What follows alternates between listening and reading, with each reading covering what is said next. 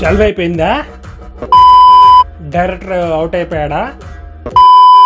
Yes, finally Harihara Veeramallu నుంచి production house అయితే post చేసింది. ప్రోమో అయితే కమింగ్ సూన్ అని వేశారు.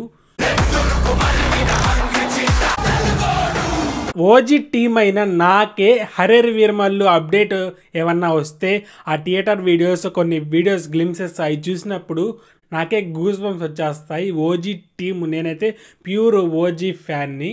అదే ఓజీ వర్సెస్ హరిహర వీరమల్లు జరుగుతుంది కదా ట్విట్టర్లో అండ్ సోషల్ మీడియాలో మాత్రం ఆల్ ఫ్యాండమ్స్ ఈ వార్లో పార్టిసిపేట్ చేస్తున్నాయి. సంతోషంగా ఉంది నాకైతే. చాలా మంది యూట్యూబర్లు, చాలా మంది వెబ్సైట్లు, చాలా మంది సోషల్ మీడియాలో కొన్ని పెద్ద అకౌంట్లు హరిహర వీరమల్లు షెల్డ్ అయిపోయింది, పవన్ కళ్యాణ్ గారు డేట్లు ఇవ్వట్లేదు, అందుకని షూటింగ్ అయితే ఆగిపోయింది, హరిహర వీరమల్లు డైరెక్టర్ క్రిష్ అవుట్ అయిపోయి ఇప్పుడు అనుష్కతో చేస్తున్నాడు, బట్ అయిపోయాడు అని ఫేక్ న్యూస్. ఇలాంటి ఫేక్ న్యూస్ అన్నీ స్ప్రెడ్ చేస్తున్నారు.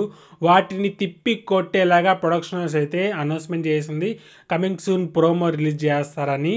ఆ ప్రోమో నాకు తెలిసి సాంగ్ ప్రోమో అయి ఉండొచ్చు.